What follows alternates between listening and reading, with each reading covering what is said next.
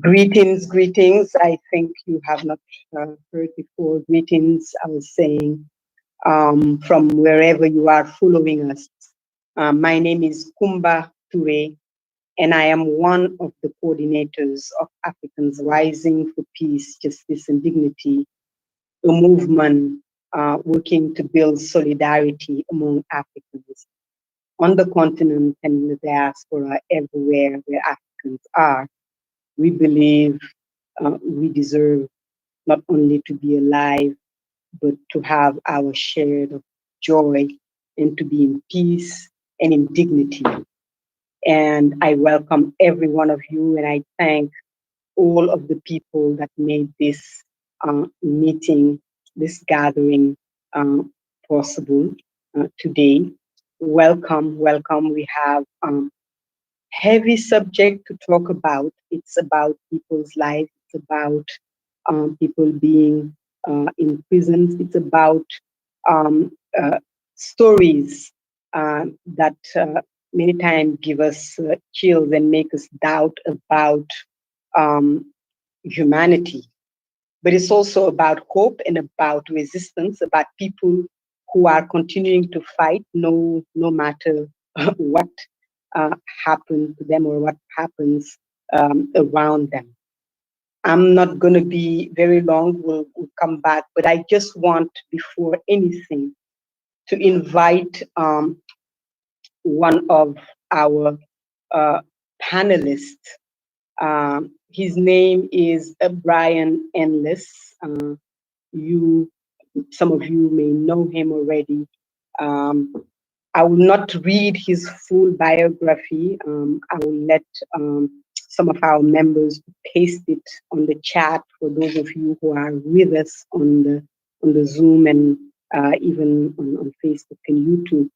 I'll just say that he's the director of African Study at the African Diaspora and director of African Studies and African Diaspora at Loyola University in Chicago, where he also served as a senior lecturer in the Department of Political Science. I'll also add, because of the topic of the day, that he is also a senior advisor at the Hotel Rwanda Rusesabagina Foundation. He works on post-conflict truth, reconciliation, and peace issues in the aftermath of the genocide in Rwanda and the Great Lake region of Africa. Brian, welcome and thank you for joining us. We have so much to learn about what is happening today in Rwanda, but connected also to what has happened before. And for many of the people who are listening to us, it is important to just understand the context that we are working from.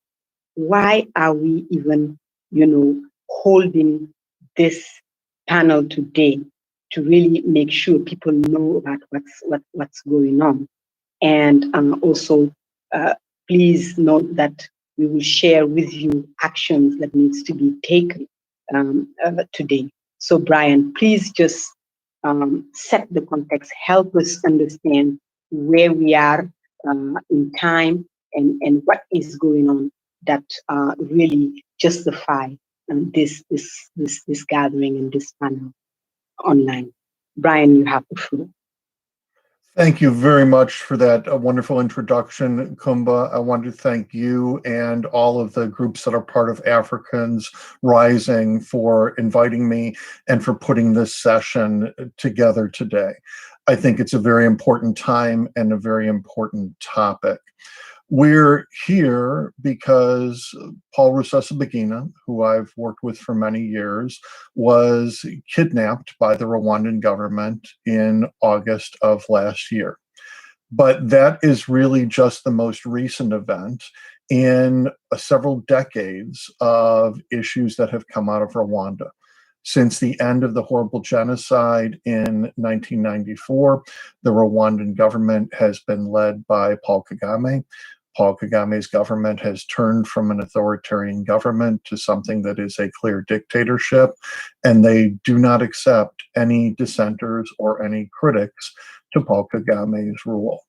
I want to tell the story both of Paul Rusesabagina and what is happening to him now, but also, as Coumba mentioned, put it into the broader context of Paul Kagame's government.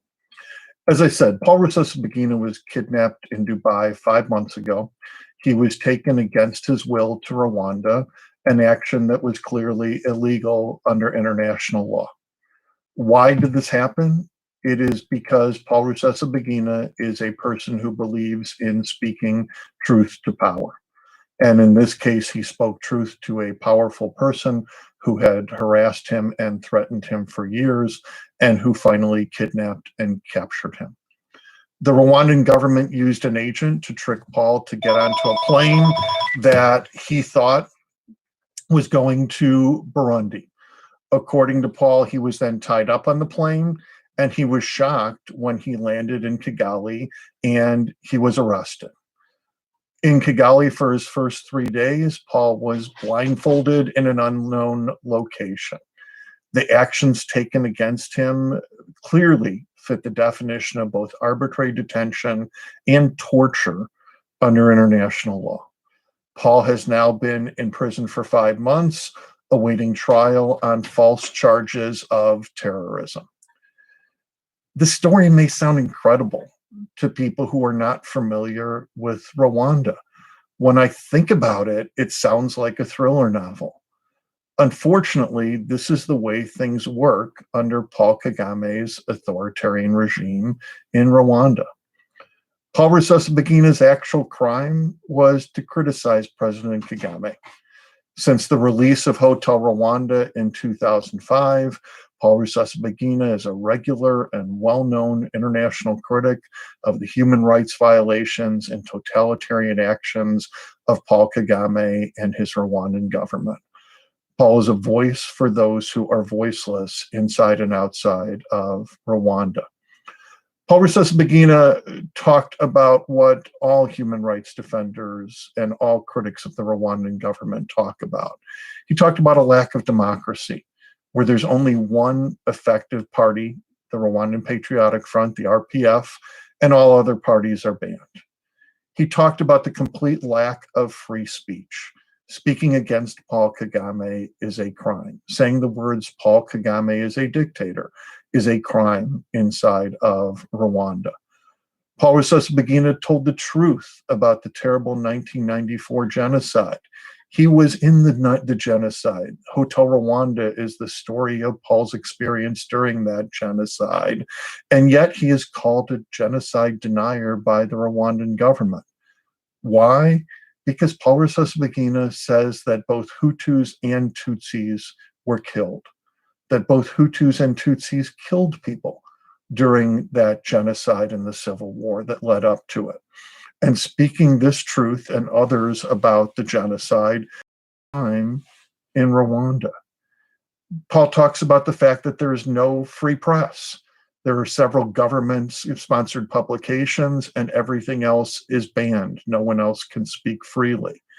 And among many other things, he talks about Rwanda's invasion of the Congo and the fact that Rwanda today still drives a conflict in the Congo through their own military and through proxy militia groups.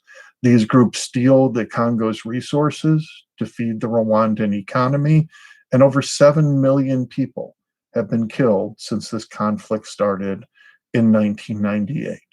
These are just some of the problems that are out there. And the world doesn't pay attention. In fact, when the world sees Rwanda, if they see it at all, Rwanda is a country that is often seen as beloved by the international community because they have a great business environment. They do have a great business environment. Rwanda is a great place to invest. The problem is those investments cover massive human rights violations. And in addition, those investments, while they make for a great GDP, only goes to a tiny number of people at the top who own the investment company in Rwanda, Paul Kagame and his cronies. The average Rwandan right now is worse off than they were before the genocide. And one of the worst issues that's raised by many groups is the treatment of dissenters and critics. Human Rights Watch, Amnesty International, Reporters Without Borders, the United Nations Office of Human Rights, very recently in a report, and the United States State Department, among many others, talk about the terrible conditions inside and outside of Rwanda for anyone who dissents against this government. This is where Paul Rusesabagina's current predicament comes in. His treatment is sadly not unique. Like almost every other public critic of the Rwandan regime, Paul Rusesabagina has been harassed nearly every time he speaks publicly since 2005. Other Rwandans in the diaspora get the same or similar treatment. Non-Rwandans are also harassed. This includes the Rwandan government kicking out Human Rights Watch when they tell the truth about human rights in that country, kicking out the BBC when they tell the truth about what happened during the genocide and that there was some Tutsi involvement.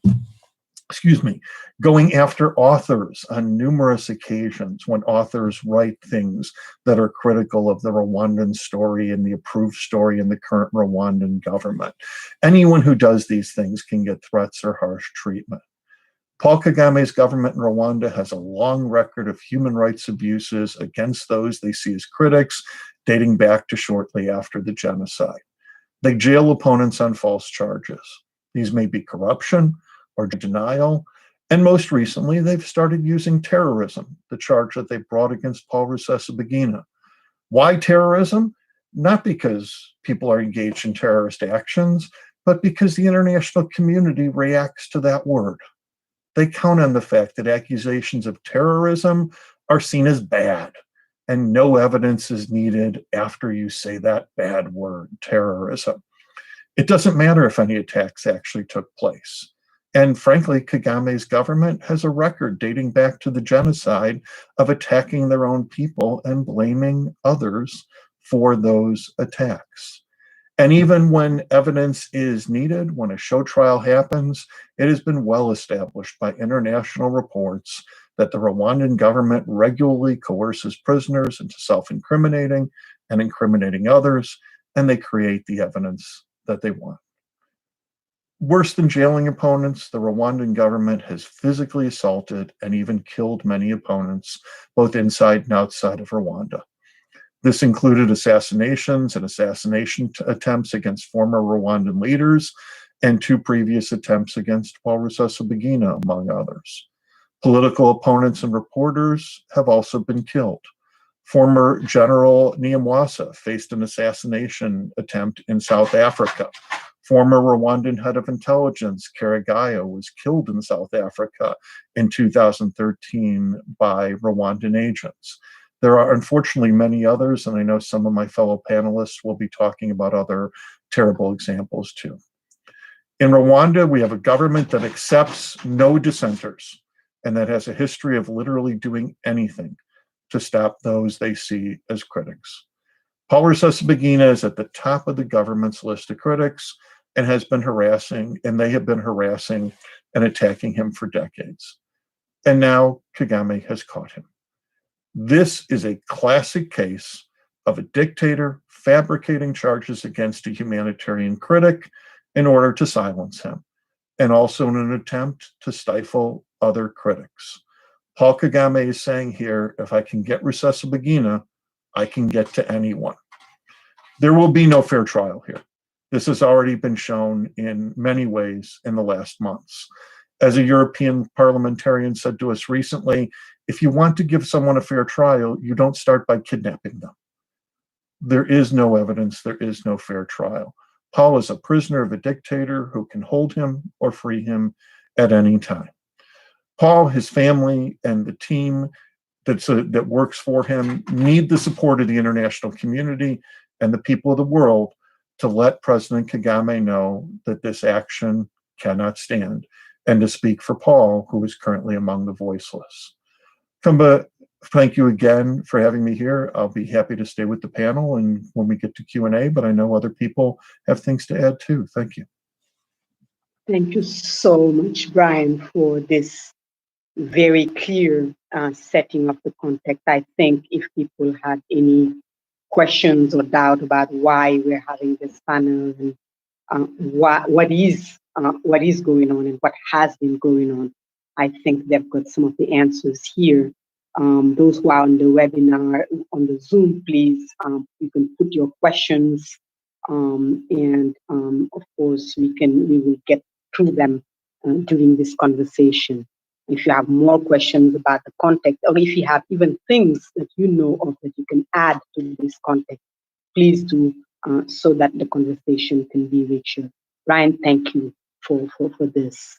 I'm going to move to Claude, Gatebuke. Claude, Gatebuke, welcome, and thank you for joining us today.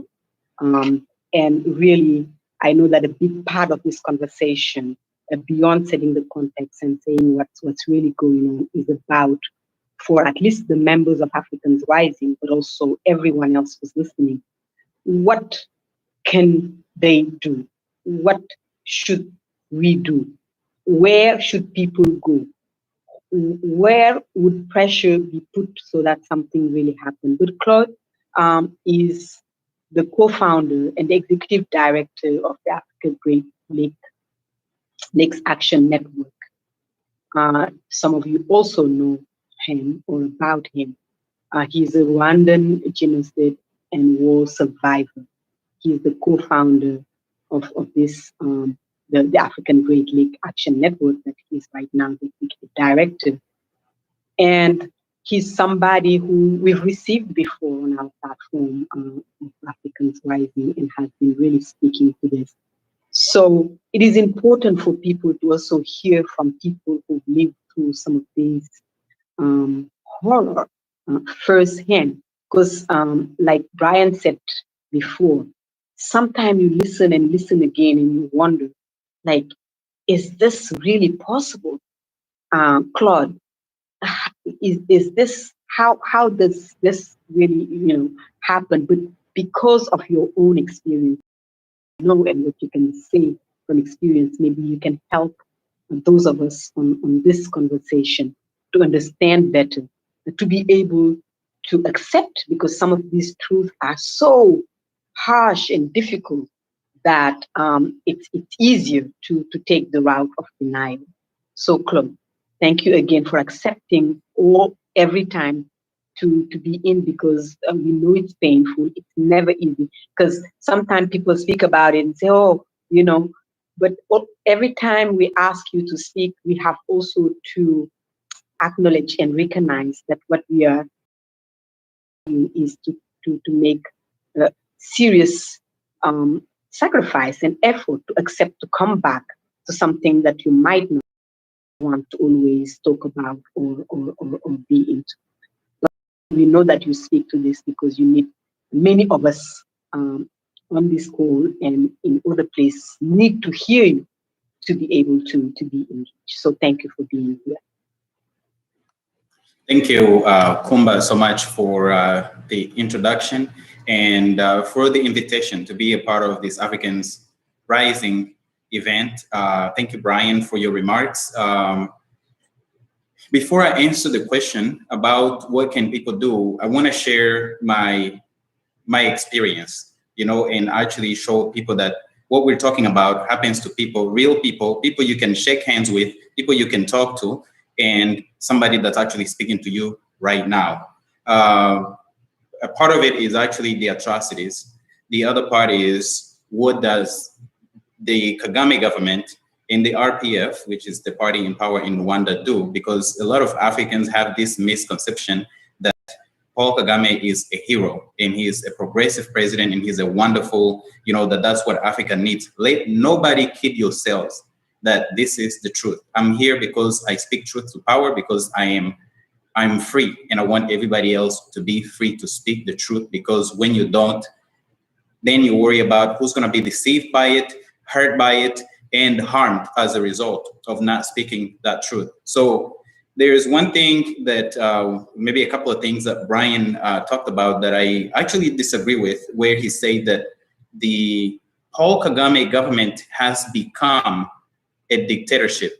The Paul Kagame government was always a dictatorship, even before the genocide. I was 10 years old when the war started in Rwanda. For 4 years, the RPF, the Rwandan Patriotic Front, which was led by Paul Kagame, led a war, a 4-year war that killed so many people. There's so much testimony. We're starting to release a lot of it from people who were kids like me, who lived it, thanks to HMG Studio that's provided the platform and is providing the voice to those testimonies for people who survived these atrocities. And the big evidence during that time was there was over 1 million people, or around 1 million people, that fled their homes. They would rather be homeless between 1990 and 1994. They'd rather be homeless in a refugee camp that stunk. The stench was terrible. Flies everywhere. A lot of them had lost their family members.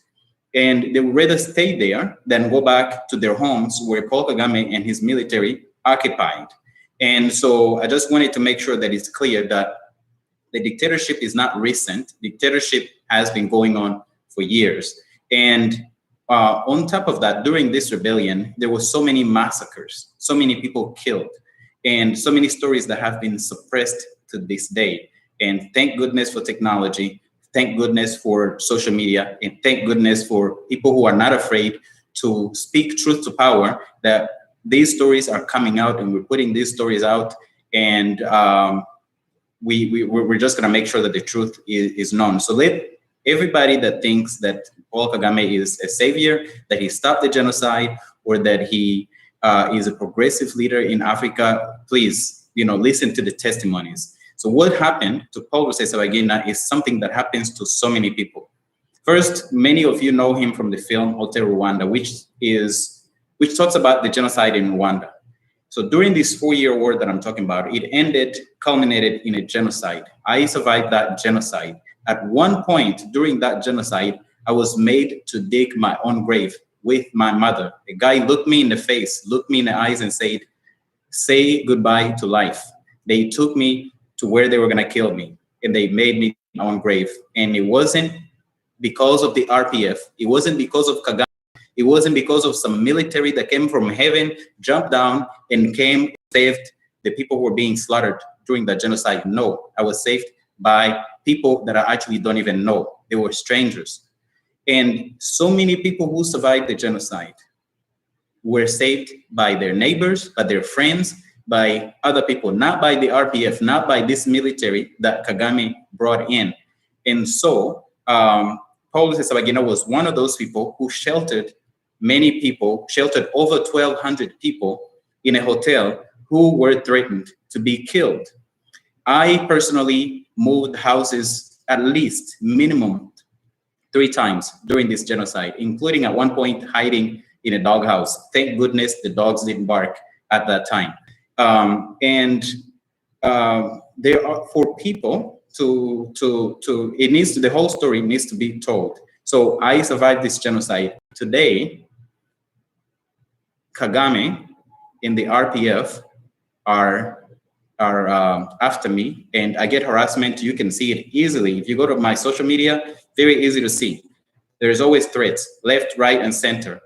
They've been following me since 2008 because I have refused to change my story to fit the narrative that the RPF did not commit any crimes when they were fighting, because they did, and I'm not going to change that, because I have stated the people who were massacred, which some of the people there are people I know personally who were massacred by the RPF, the Kagame's army, during the genocide. Personally, people that I actually know. At least one example I can give you, there's a whole family where they killed a husband, a wife, and 3 kids. And the 4th kid that they killed was a cousin who happened to be with them because they were on break. And so they missed one daughter, the youngest one. And so this happened to a whole lot of people. So when you refuse to fit into this, Kagame is a hero, and you tell the story as a whole, the way it is, you will be painted and called all kinds of names, not only by people who support Kagame openly, but people who do it in hiding. and they will paint you as a denier of genocide, which I don't know how you can deny a genocide when you talk about surviving it.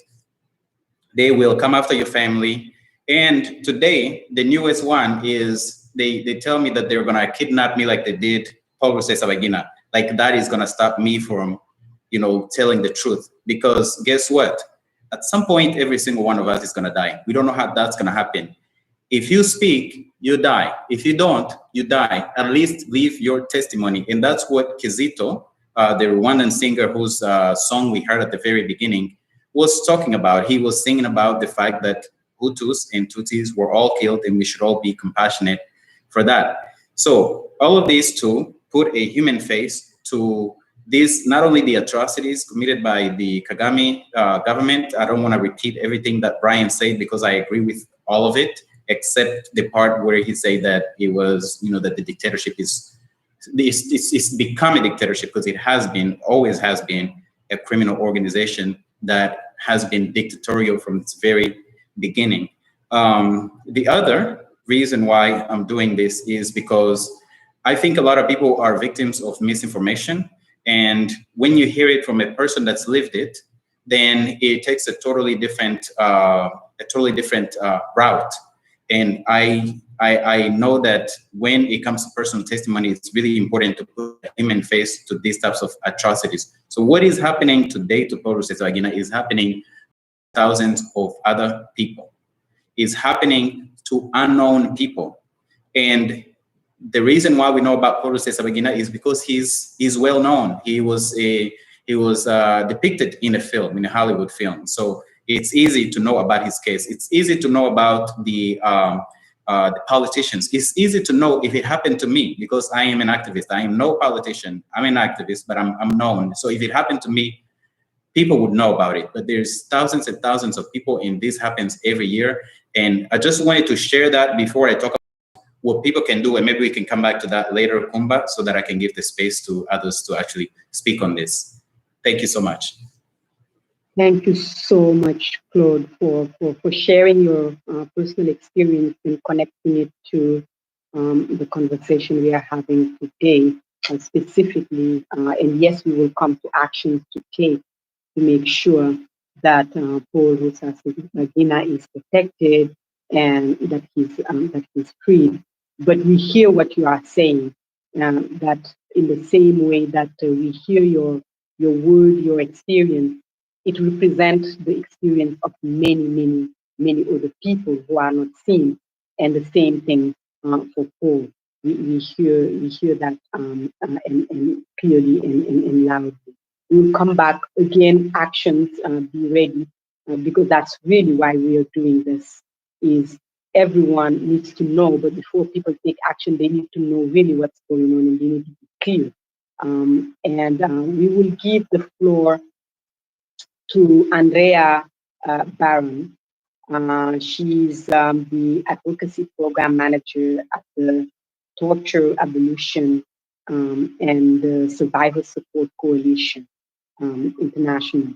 Andrea, bringing your voice as a person, someone who's been here for a long time, but specifically people who have been going through torture.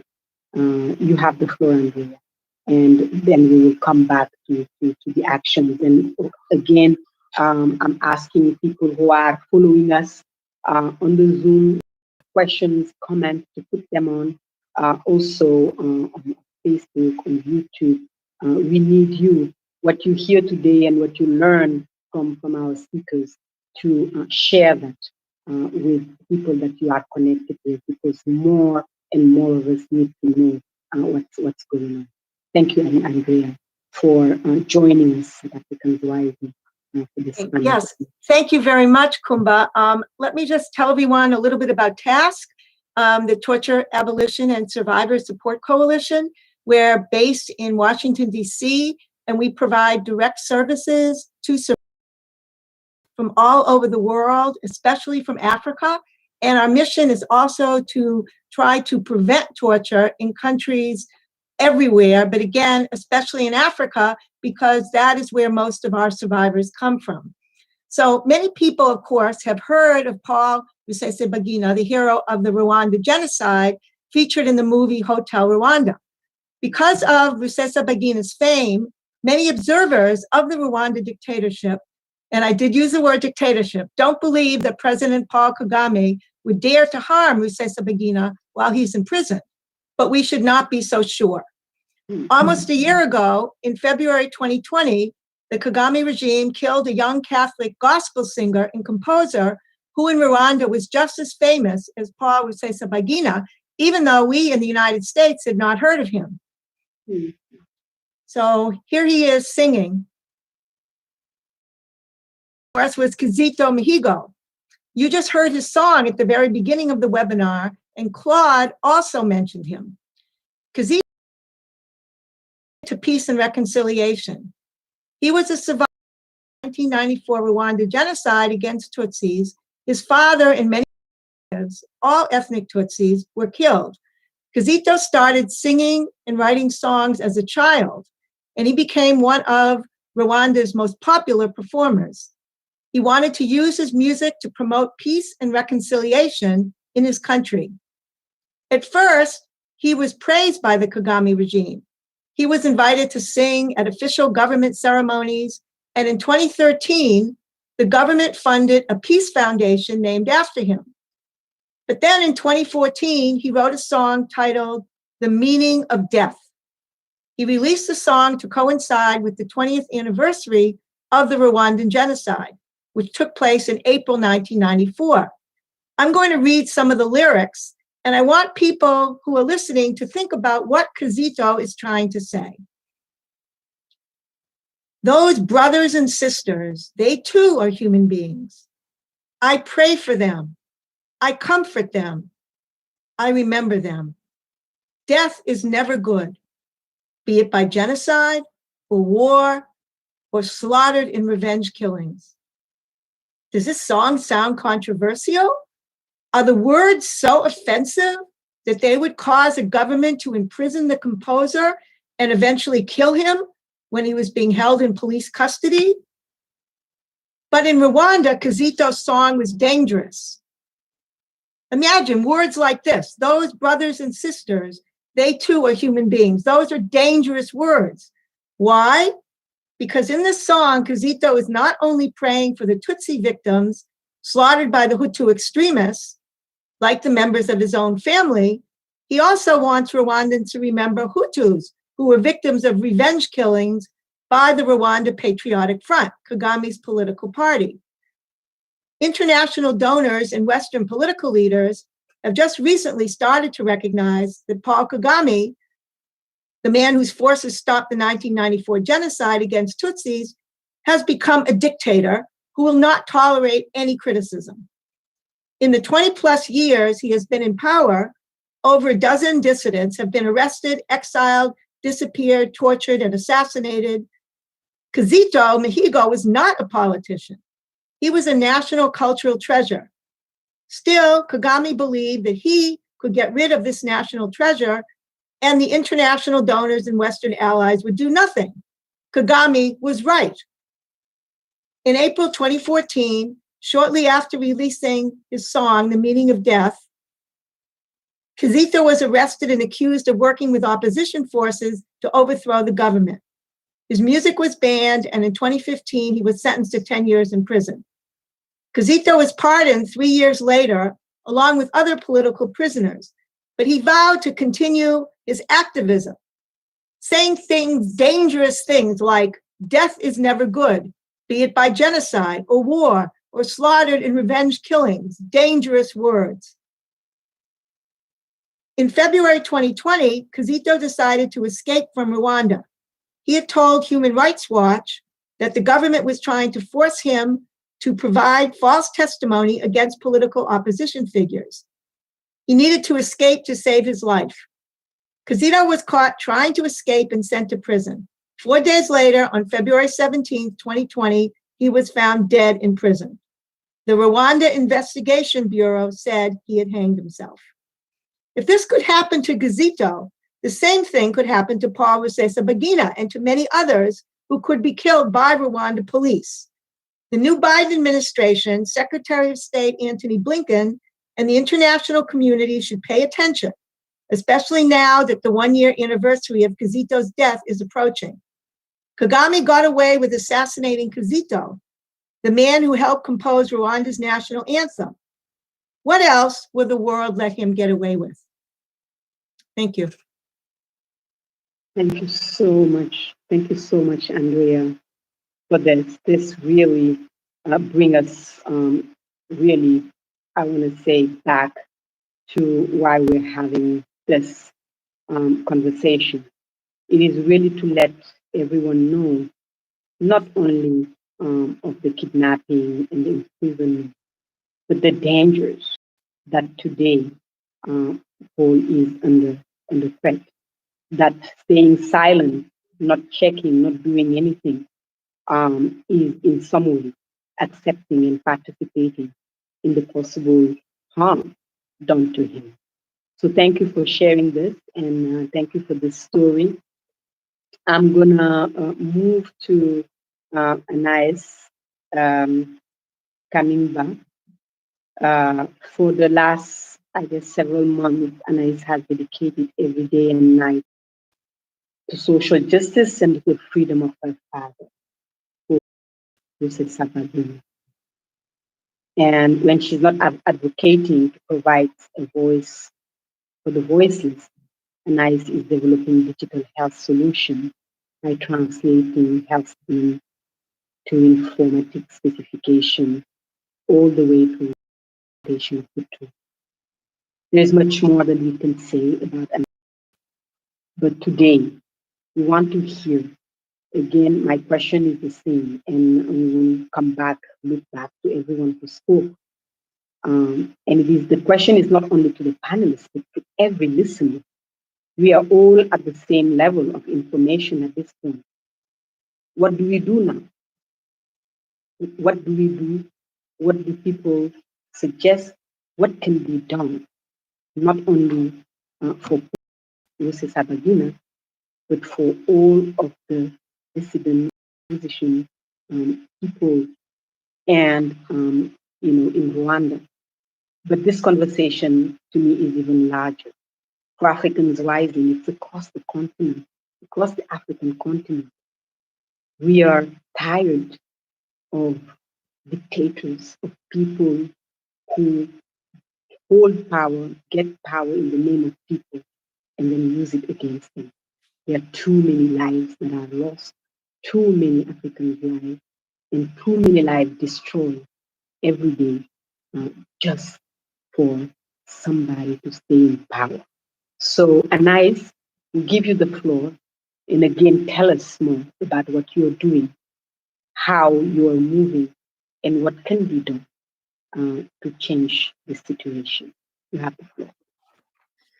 First, thank you so much, Coumba, for leaving the stage. But I would like to thank African Rising for holding this event and for willing to just discuss about the issue of my father, all your support, and everyone who's attended today's discussion. We're eternally grateful.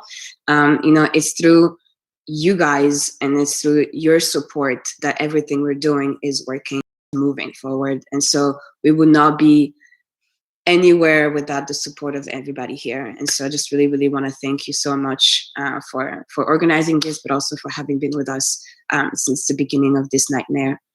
I think I'd like to just kind of echo a little bit of Claude's comments, about the truth and what happened to people when they say the truth. I'm not going to repeat everything he said because he explained it very well. But to me, I'd like to use that, what he said for other young people like me and who live in the diaspora, who hear these stories and you don't truly believe it. What Claude say, I used to hear that from my father very, very often. And I believed it, but not enough. I didn't understand it. And it had to take that my father was kidnapped and currently in jail in Rwanda for me to fully grasp these challenges and this reality that a lot of people live with. And it's very easy for us young Africans to be removed from that and to be detached from that. And so I just want to call that, and this is reality. And for everybody else listening here and the young people, let's take this seriously. That's more than it's serious and it's true. And so in terms of what we've been doing for Dad's trial, like, as most of you guys are up to date, you know, the trial has been postponed. Not that trial, securing the release of Dad really is that we know that the trial was postponed, so it's giving us a little bit more time to try to figure out what to do. Until now, we've been working at different angles. We're trying every single pressure point that we can, while we're understanding, you know, we need to make it difficult for Kagame to keep my father. We are very, very, very blessed. The platform that my father left us with. Again, we would not have been able to do all of this had he not done what he done in the past, had he not used his voice, put himself out there. And so again, we are almost riding on the thing he started, but riding on what Claude started and everybody else started, because it's this work that people are listening. And it's taken so many people, it's taken the Quizitos and others for people to actually start resonating. And then that my father is happening, again, we are very lucky that we're arriving at this time where people are starting to listen and be interested and want to change things. And so part of the things we're trying this pressure point is, you know, with getting the government. We know that this is not a real trial. You know, it's a sham trial. For instance, you know, my father is being tried with people he's never met. They've denied lawyers. They've denied national lawyers. He's seen his Rwandan lawyers 5 times for a trial that he's going to start in 3 weeks. He's never seen his, they just saw the indictment document. So the president himself convicted him already. So this is not about the trial. What will get him out there is going to be the political support, the advocacy support that can come and pressure Rwanda. And so we've been working with the EU government, with the Belgian government, with the US government, trying to inform them of what's happening there, using information of the Kizito stories, using other stories of other victims to show that this is a reality and they need to help my father, but not only my father, the rest of Rwandans. Because what we're doing today is securing his releases, but it's bigger. And this is what I've learned in the last 6 months, is that this is just bigger than my father. It's about everybody else that's been part of it that hasn't been heard. And so our advocacy is pushing. Unfortunately, it's difficult. Like, you know, it's difficult to push African affairs in the forefront of Western governments. And so we're trying to fight that space. We are very, very thankful of specifically the United States government for everything that they've done so far. And so we think that the new administration we have more hope with the new administration. They've demonstrated that human rights is something that they care for. And so we are hoping that this is going to be materialized. And so we will be working with them, and again, with the EU and the UK and others, but also within the advocacy community too. We've been trying to raise more awareness about the actual judiciary system, because part of the reason why Kagame has been able to get this far is he lies to the world that things are perfect in Rwanda, which is not true. And one of the things he brags about a lot is his judiciary system. And as Andrea said, you know, what happens in prisons is scary.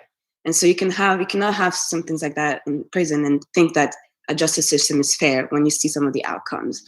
And so, you know, so part of the advocacy work that we're doing is really to expose these unfairness, these things that have been hidden by Kagame in the last 6-10 years. And it's, again, with the support of everyone here that we can do it and expose. And so we're trying to work with universities and human rights clinics and others to really put that at the forefront of everyone's agenda. And again, this is not really about my father anymore. It's about a bigger cause, a cause against dictatorship, a cause against people who kill others, a cause against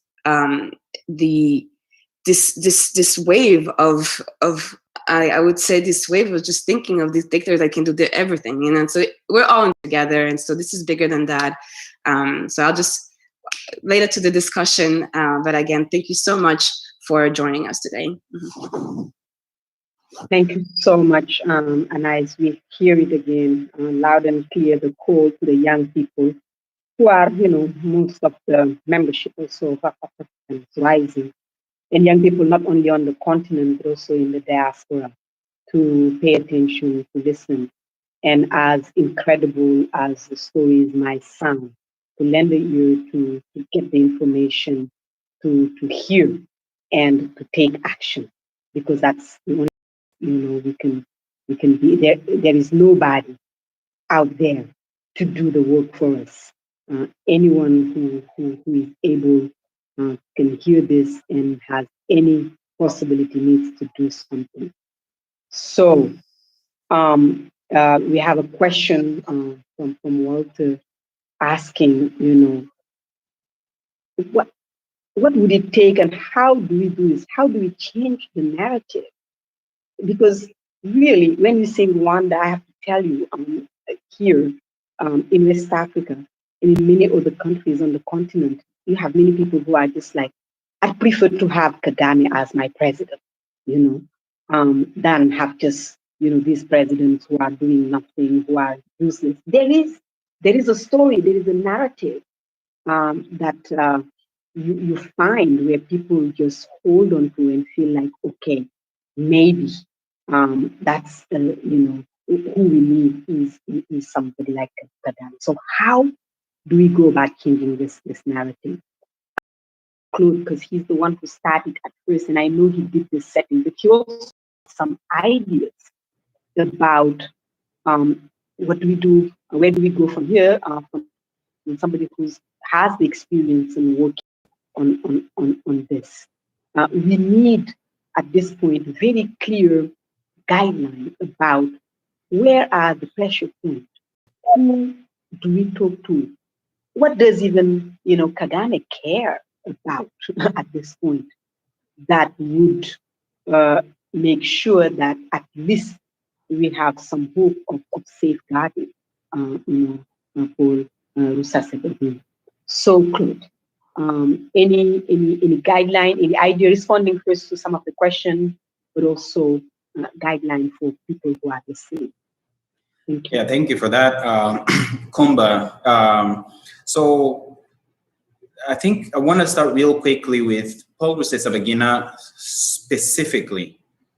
It's a total, absolute outrage and disgrace as a US citizen that I am paying taxes. The US government has an embassy in Rwanda and has not delivered his medicine to him. That is a basic human right. He does not have his medicine.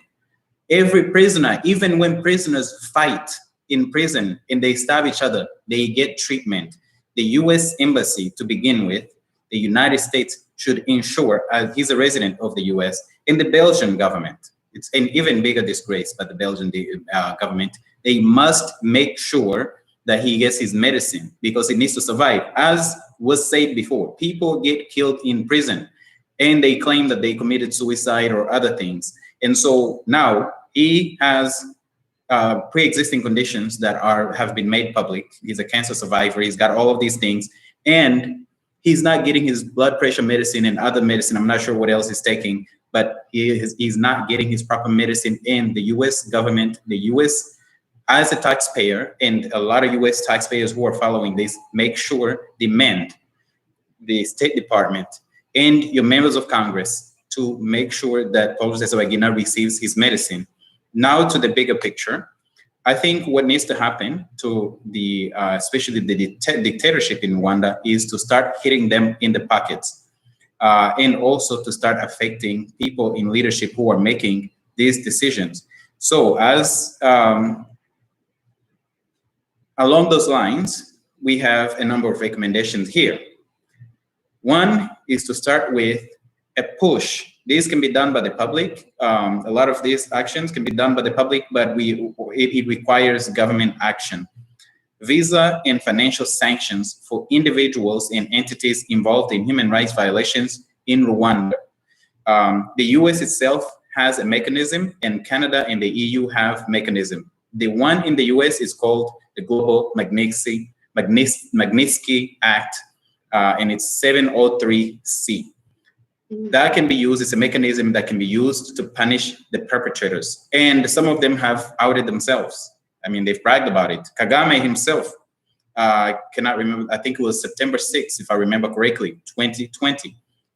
In a long press conference, he said, oh, this was done very smoothly. He bragged about the kidnapping.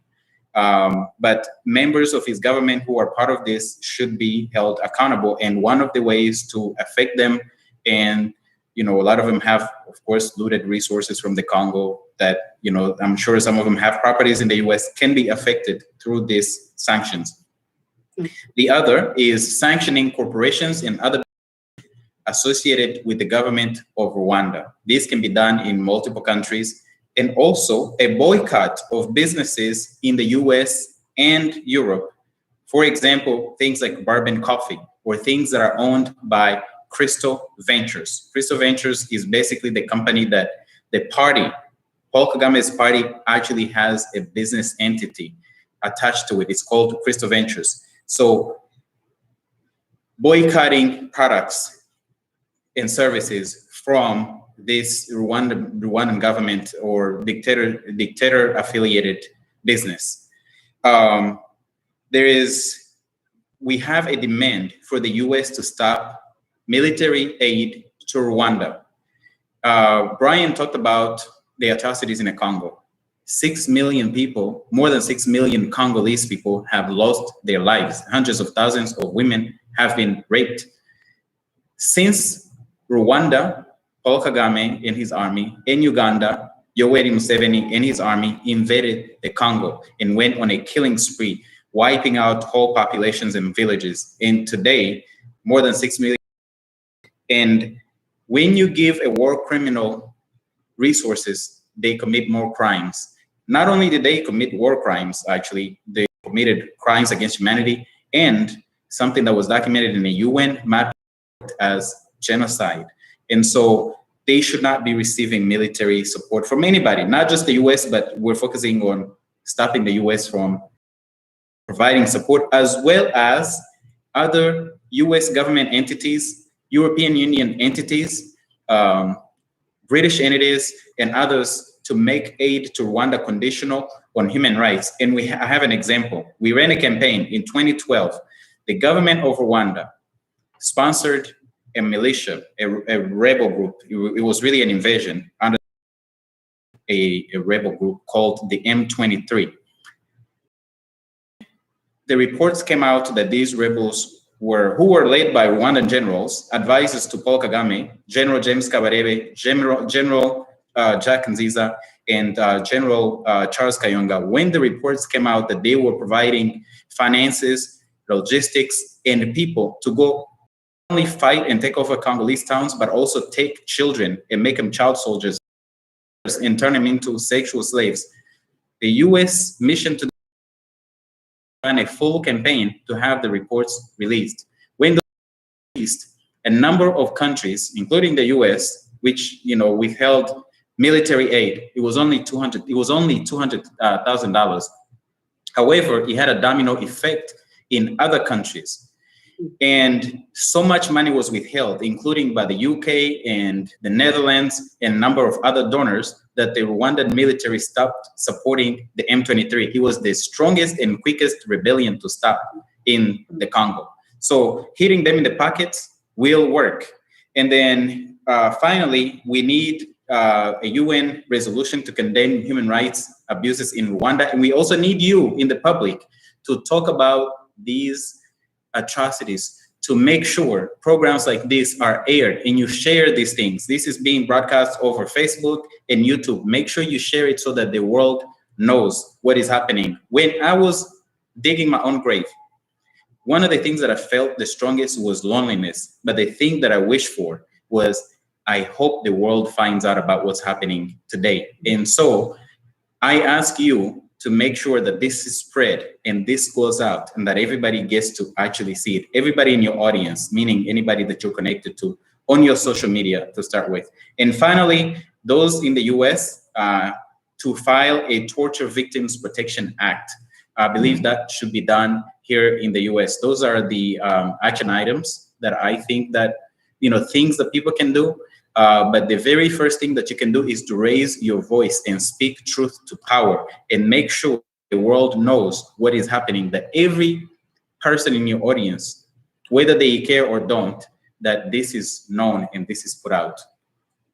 Thank you so much. This is amazing. As an activist, you really laid out the possible actions, and I would ask that we work further to put those actions, into point, make it easy for people to just pick it up. I saw in the comment people are saying maybe prepare some of the Facebook posts, some of the things that needs to go on social media, so people know each of these actions, where they should send it, who they should call, where they who they should write to, which Twitter address, etc. But all of the action that you mentioned, starting first by raising the voice and letting people know, touching the question of economics and money, but also reaching out and checking with government, citizens who are from those countries, whether it's US or Belgium, etc., to raise their voice and tell their government to do what needs to be done. Thank you so much, Claude. I'm gonna come back to Brian, but before Brian, Andrea, I think you wanted to mention a few things, and you wanted to give some clarification to what Claude has mentioned about the medicine, for example. I mean, we talk about torture and keeping people in jail in human rights while somebody's waiting for trial. Please just give us a few words in more. But again, remember that really at this point, we're trying to figure out for the audience, what should they do? Who should they talk to? How can we push to move, the line? Andrea. Hi, yeah, so I just want to mention two things. One is, so the way we look at torture, there's two kinds of torture. There's physical torture, which we're very familiar with, but there's also something called psychological torture.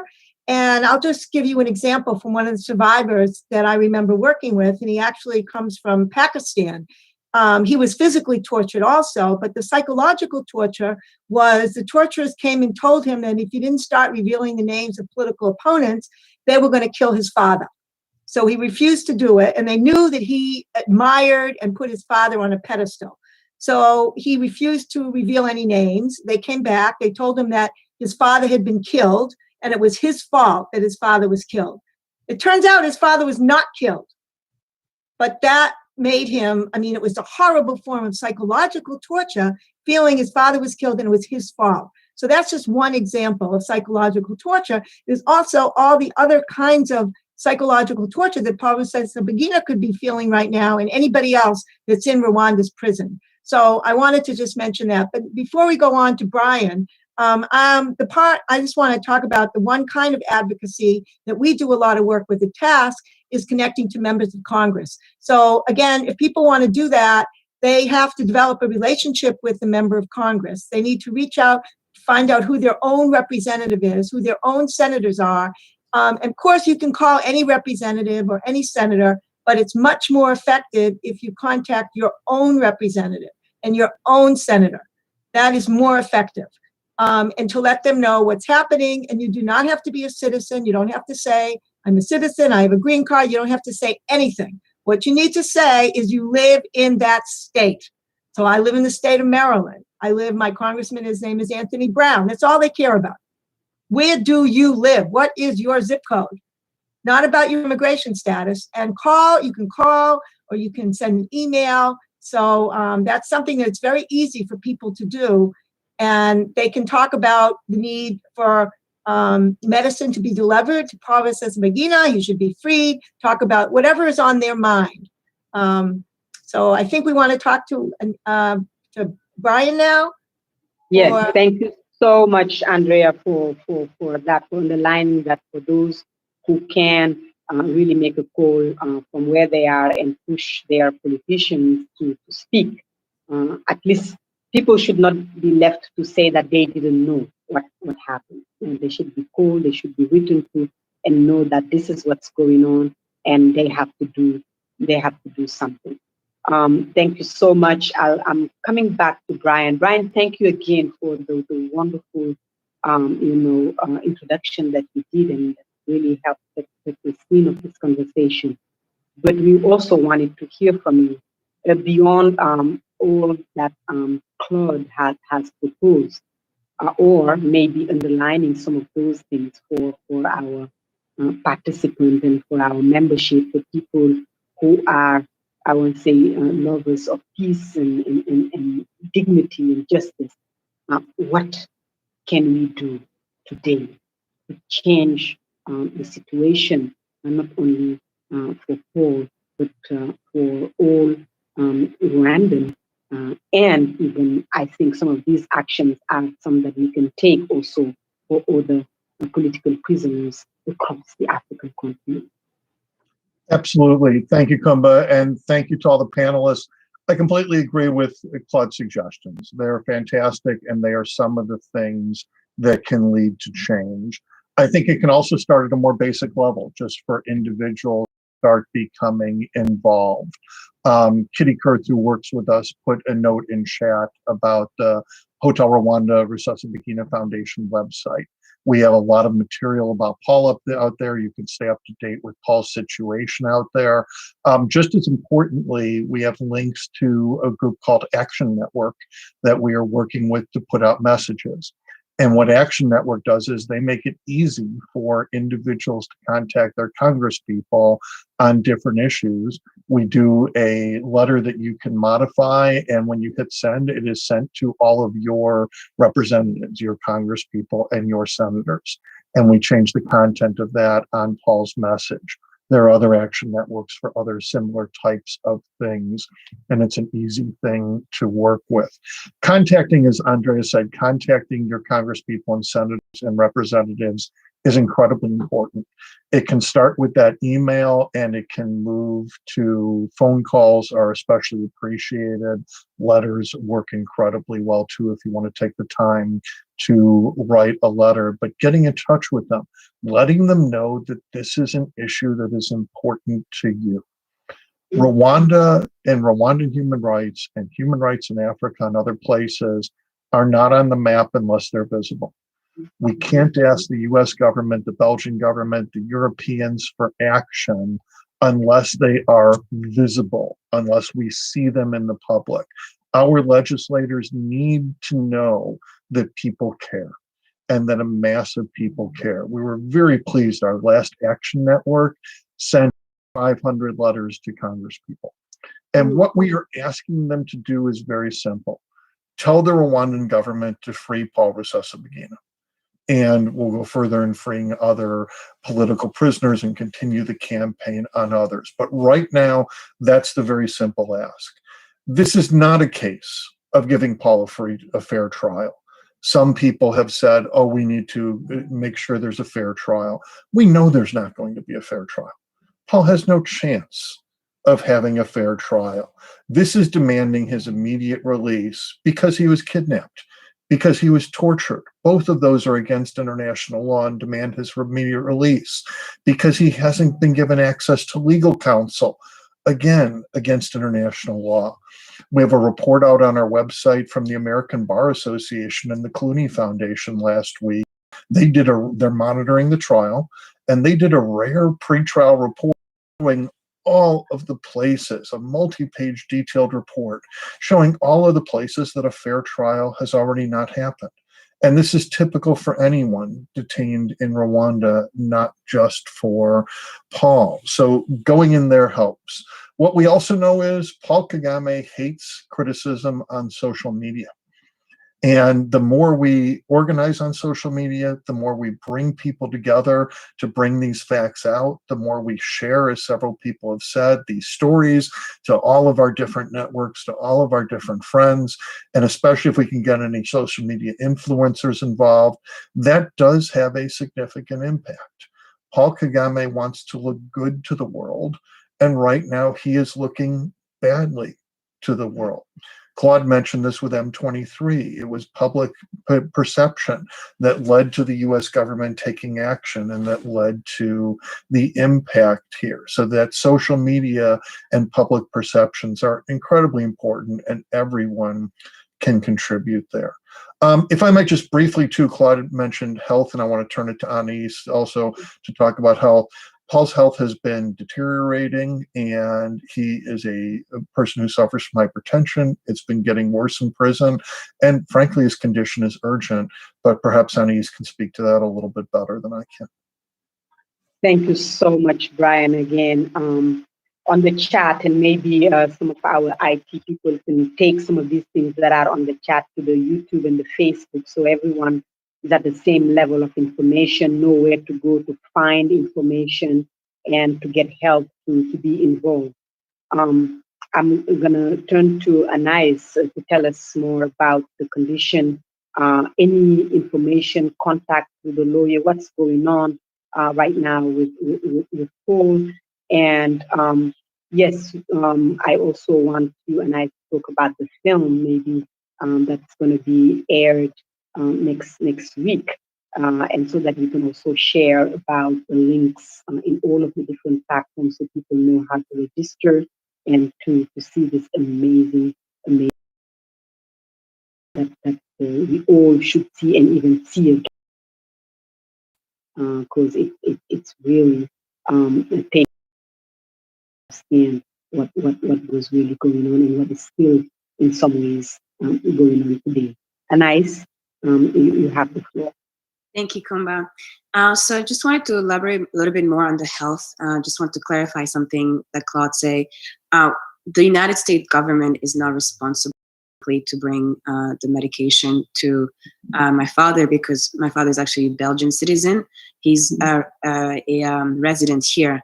And I would say, and again, I'm really, really thankful for the United States government, because they've taken my dad and they're going above and beyond to help us, given that my dad isn't here, but he's doing a lot of work. And what happened with the medication, and I think it really goes into the work that Andrea does with torture and what's happening in prison, and exposes the system that we're fighting against. So my dad arrived in Kigali, as you guys all know, in early September. He went to the hospital 3 times that first week, most likely as an outcome of the 3 days of torture that he went through and all the stress, probably. And from those 3 visits, they prescribed him new hypertension medication. My mother actually sent medication via the Belgian embassy. They brought this medication to the prison, but it's the Rwandan authorities that did not provide this medication to my father. So, and then now fast forward 4 months later, my dad still doesn't have his actual medication for hypertension. And for those who might not know, it takes a long time to get the right dose of the medication that you have to take. My dad had been taking these for the last almost 20 years. So now we're facing a situation that we don't know what he's taking, but we know he's taking some kind of pills that are not his, but instead of making his health better, it's making his health worse. And so I hate to think about that, and it breaks my heart every time I have to think about that. But the reality of this is that, my father's life is in danger every single time he takes those pills, and we don't know what they are. Every single time, every single minute he's there, they could try to kill him, whether with medications like this, whether through other forms of torture, physical and psychological. And so that's why we really need your help to get him out so fast. And part of the action that you can do, is, as they say, calling your representative and telling them about this medical issue, using social media to talk about this medical issue. We were trying to update you as much as we can via the press releases that we sent out. And you can find more details from that, and you can post that on your social media.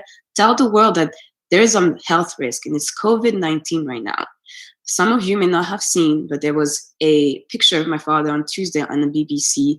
Maybe somebody can put the link in the chat, and you'll see him sitting in one room with 20 people.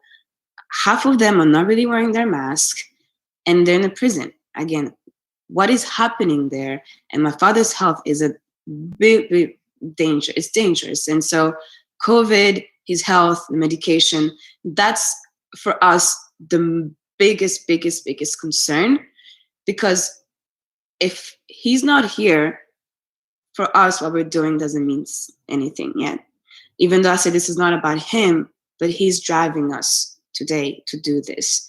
and to continue this. And so we really need this medication, this issue to be sorted out, and his health to get better so he can go through all of it, he can survive this. And so the other thing I'd like to just add is the Innocence Campaign that we're also starting. And in terms of action, and so just, we will be, if you come to our website, come to our Facebook page and follow what we're doing and use your voice to talk about what we're doing, we can give you the information. It'd be really, really helpful, because the more we can amplify this voice about how my father is innocent, these accusations that they have him about what has happened, his health, we hope that the people will listen to us. Thank you. Thank you so much. Again, I guess we start, we finish where we start, which is really that Paulo Rusesabagina has been kidnapped. He's, in jail. We don't believe or see the possibility of a fair trial. And we are urging everyone, citizens, Africans on the continent, in the diaspora, anybody who really care about human rights, about justice, to add their voice for his immediate release, for many reasons. Of course, one of them, and the most urgent, is health and the situation that he's in. And the other is just about how he has been arrested, how he's been kidnapped and put into jail, and the fact that the acts are false. We are also saying that this is not just for him, but it is about time that we figure out how to shift the narrative, or in the belief that is basically around the world, on the continent and everywhere else, about Rwanda, what has happened there in the past, but also what is happening today, especially with the government of Paul Kagame. Claude has outlined many pressure point actions, things that people can do, that we can refer to, that can move us forward. I'm gonna thank all of the sponsors of this gathering, everyone. Of course, I know in Woods. I wanted to get your voice in here. I know you don't like to speak that much, but at least give a vote of thanks and to really take the time to thank all of the co-sponsors of this gathering. And questions from the audience, we've asked people to type them, write it. I have not seen many questions rising. Many are comments that I'm seeing. If you, one of the questions that was very strong was just how do we change? How do we change the narrative? Because that's part of what makes it hard to do anything at this point, is the general narrative that people believe or see about Rwanda is almost like something that is covering people's eyes. So it is just want to give maybe last words before we get to thanking the votes of thanks. Just last word, Brian, what would you like to say? Just a sentence in the end.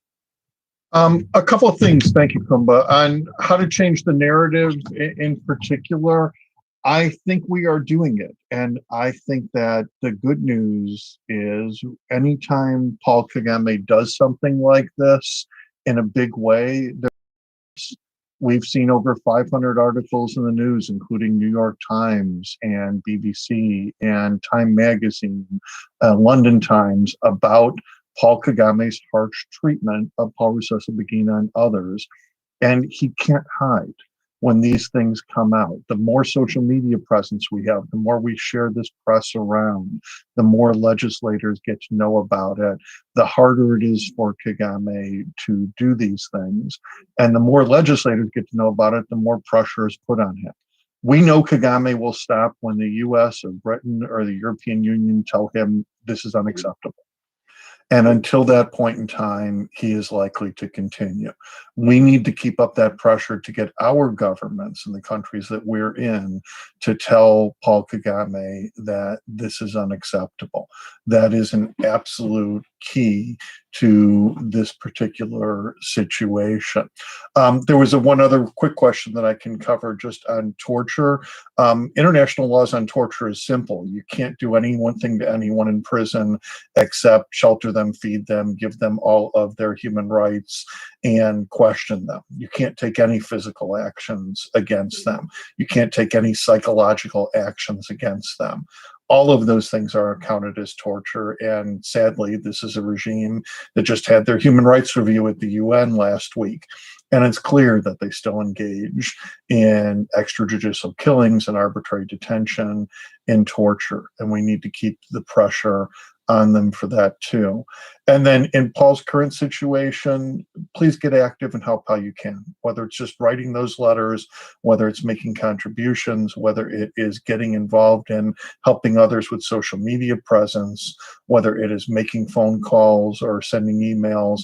All of those things are immensely helpful. And as several people have said, spreading the word is incredible. This stops when we are not silent. This stops when everyone learns about it, and as you learn about it, things that we really need now. Thank you so much, Brian. Claude, your last, we need to talk about the film that is going to be aired on the 5th to 7th. And please, I know the link has been shared for the we'll share it on the other platforms also. But please, your last word, and you can also cover on the phone. Yeah, so I just wanted to make sure that everyone knows that next week, February 5th, so that's Friday through Sunday, for 3 days, there will be a film screening by the American Film Institute in collaboration with ADNA, which is an advocacy network for Africa. And during that film, you'll get to see the film Hotel Rwanda, which depicts Paulo Rusesabagina's action during the genocide. And then at the end of it, there's a panel discussion, which will also give even more information. You hear from the screenwriter again and a number of other experts. And we hope that you'll be able to sign up. The link has been put in the chat for those of you in Zoom, and also in the chat for those of you on YouTube, and we'll make sure to share it on Facebook also. Thank you so much, Claude, for this. And I'm going to move again to Andrea for her last word on this. Yeah, so I guess I just want to say very quickly, going back about torture in prison, there was a question about that. So Rwanda did pass a law in 2018. Not everybody laugh at the same time. It said when torture is committed by a public official in the course of their duties, the penalty on conviction is life imprisonment. So, you know, you don't all have to laugh at the same time. So they did pass that law. So the law obviously is irrelevant. So the going through the legal procedure is not the way to do it. Let's continue to follow all the other action points that we talked about today. That's the way to go. And I guess I just want to follow up. So I'm the advocacy program manager, so I'm always going to push people on advocacy. So it's when you call, if you do decide to call your member of Congress and you do leave a voice message, people pay attention to those voice messages.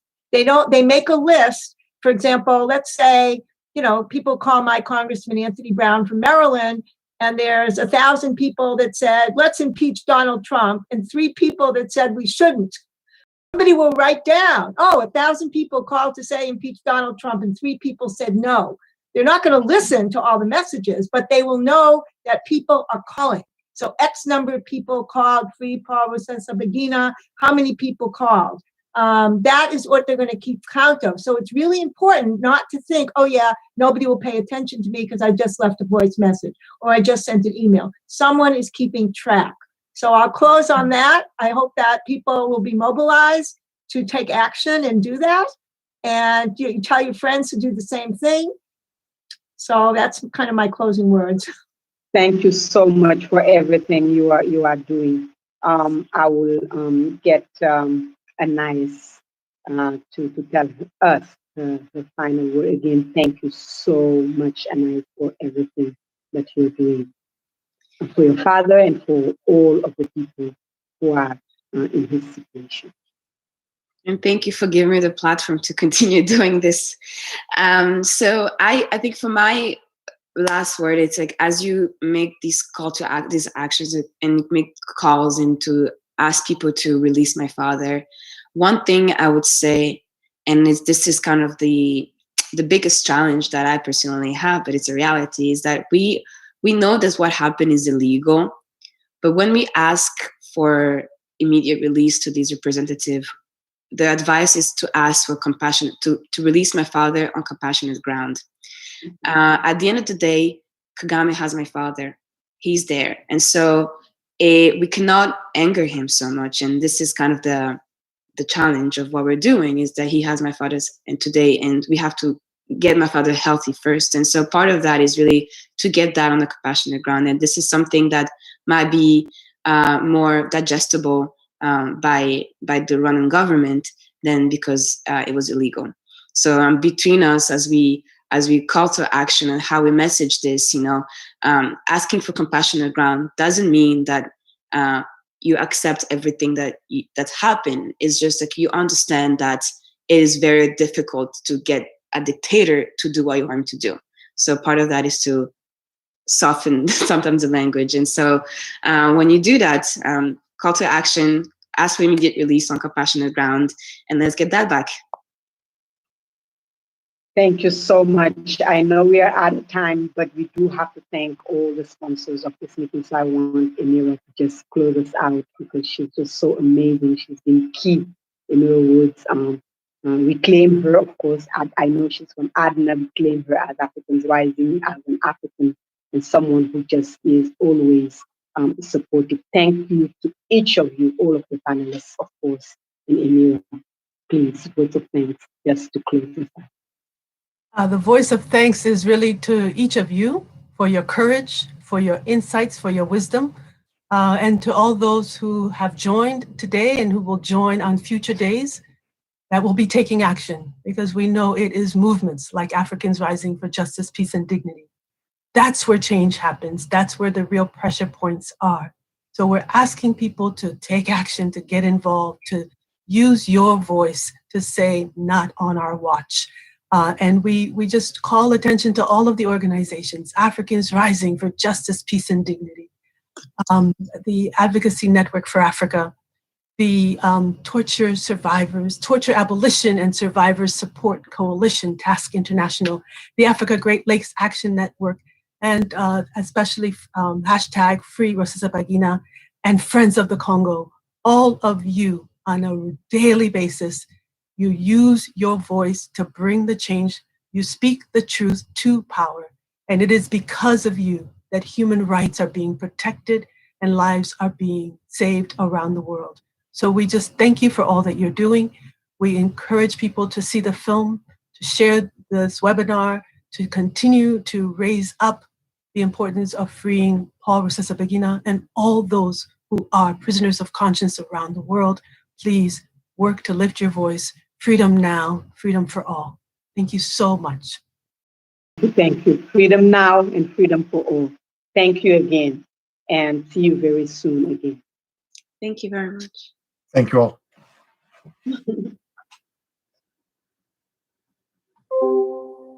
The recording has stopped.